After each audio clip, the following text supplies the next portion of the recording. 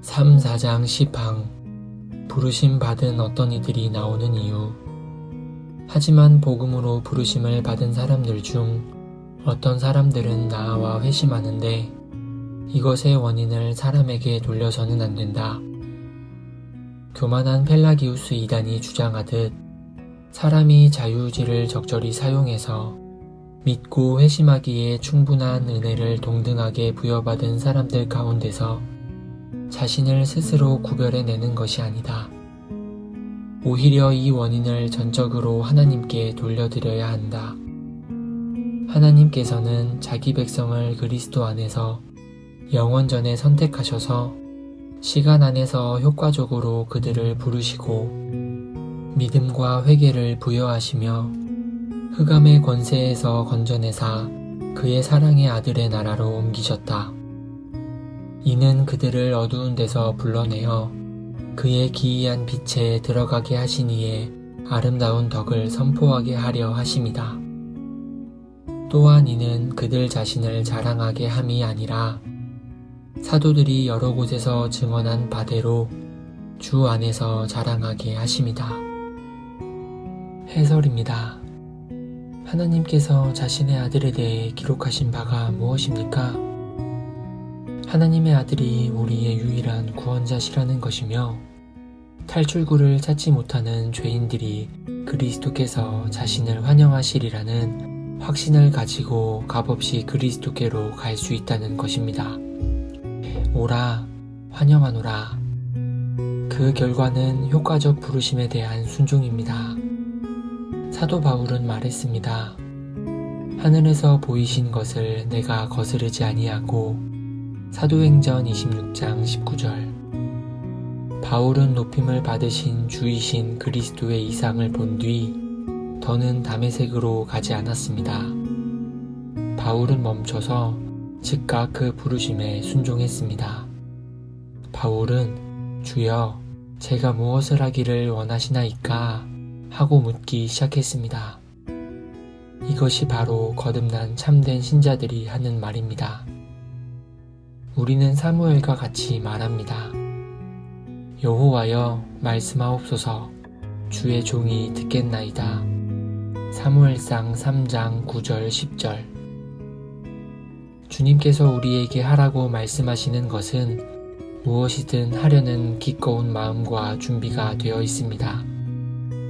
이것이 바로 효과적 부르심의 결과입니다.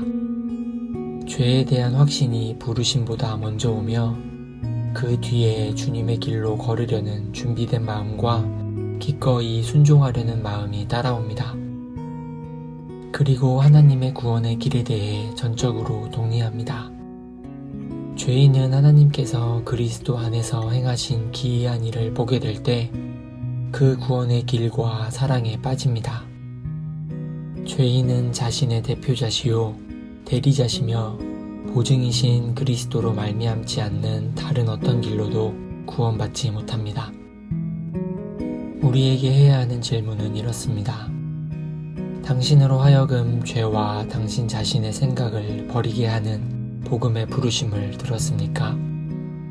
주님께 돌아왔습니까? 그리스도의 발 아래로 인도함을 받았습니까? 낮아져서는 구걸하는 자가 되었습니까? 바울과 함께 주여, 제가 무엇을 하기를 원하시나이까? 하고 말했습니까? 이 질문들에 예 하고 답할 수 있다면 비록 두려움과 주저함이 있지만 어느 정도 확신을 가지고 그렇게 답한다면 당신은 효과적으로 부르심을 입은 것입니다. 이런 방식으로 하나님께로부터 부르심을 입었다면 그 부르심의 시작을 선택의 작정으로 거슬러 올라갈 수 있습니다. 바울은 로마서 8장 30절에서 미리 정하신 그들을 또한 부르시고 하고 말합니다. 하나님께서 영원전 작정에서 예정하신 사람들을 시간 안에서 부르셔서 믿음과 회개의 은사를 주십니다. 이 놀라운 구원의 사슬에서 사도 바울은 영원전에서 시작하여 영원에서 끝을 맺습니다. 영원이 땅에 맞닿아 있습니다. 이 구원의 사슬의 메인 자들, 성령 하나님께서 그리스도 안에 있는 하나님의 권능의 사랑으로 이 사슬이 자신을 이끄는 것을 아는 사람들은 얼마나 복됩니까? 하나님께서 택하신 자들의 구원은 얼마나 확고하며 안전한 것입니까? 구원은 삼위 하나님의 완전하고 완벽한 사역입니다. 모든 신자는 자신의 부르심의 시작을 영원전 선택으로 거슬러 올라갈 수 있습니다. 신자는 또한 천국에서 영화를 기대할 수 있는데 이는 사도가 부르신 그들을 또한 의롭다 하시고 의롭다 하신 그들을 또한 영화롭게 하셨느니라고 말하기 때문입니다. 자신의 부르심에 대한 증거가 있는 신자들은 또한 의롭다 하심을 얻었으며 믿음의 은사를 받았고 또한 천국에서 영화롭게 될 것입니다. 당신에게 이런 증거들이 없다면 어떻게 합니까? 그렇다면 당신의 상태는 끔찍한 것입니다. 이런 상태로 죽는다면 성경은 당신의 종말이 영원한 파멸이라고 말합니다.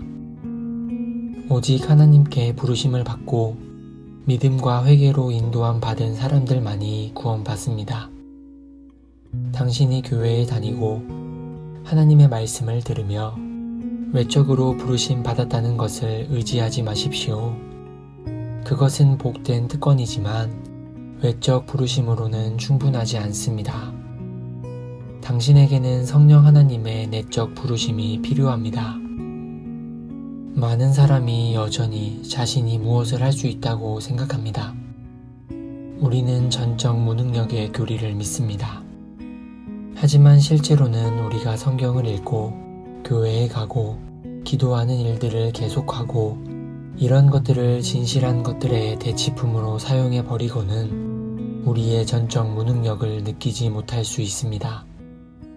우리는 다음과 같이 말할 수 있는 위치로 인도함을 받아야 합니다. 주여, 저는 아무것도 할 수 없나이다. 제가 하는 것이라고는 전부 주님 보시기에 죄밖에 없습니다. 심지어 제 기도마저도 그렇습니다. 주여, 제게 자비를 베푸소서. 하나님께서 인도하실 때에 우리는 자신의 노력의 한계에 도달하게 되고 그리스도 예수 안에 있는 하나님의 은혜를 위한 방이 마련됩니다. 당신은 하나님의 은혜로 효과적으로 부르심을 받을 때 하나님께 감사하십시오. 이것은 결코 우리 안에 있는 어떤 것에 돌려줘서는 안 됩니다. 오히려 이제 효과적 부르심을 하나님께 돌림을 당신은 삶으로 보여야 합니다. 우리가 효과적으로 부르심을 받을 때 성경은 이것을 하늘의 부르심, 거룩한 부르심이라고 부릅니다. 사도 바울은 에베소 교회에 이렇게 말했습니다. 너희가 부르심을 받은 일에 합당하게 행하여. 에베소서 4장 1절. 당신은 어두운 데서 불러내어져서 복음의 기이한 빛에 들어가게 되었습니다. 당신은 세상에서 나와서 하나님과의 교제 안으로 부르심을 받았습니다. 당신의 삶에서 하나님을 영화롭게 하십시오. 이것은 당신이 받은 복이며 의무입니다. 오직 멸망만을 받기에 합당한 죄인을 자비로 굽어 살피사 영원전 하나님의 뜻 안에서 우리를 다른 이들과 구별하신 하나님을 찬송할 것입니다. 부르심을 받은 그 이유는 오직 하나님 안에서 찾을 수 있습니다. 오직 하나님의 주권적 은혜와 기쁘신 뜻 안에 있습니다.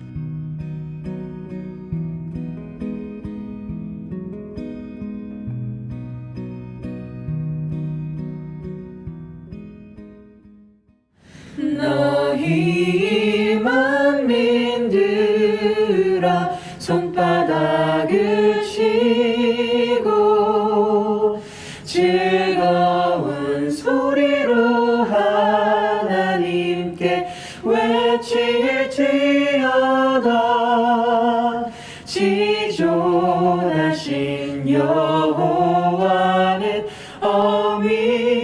어미하시고 온 땅에 그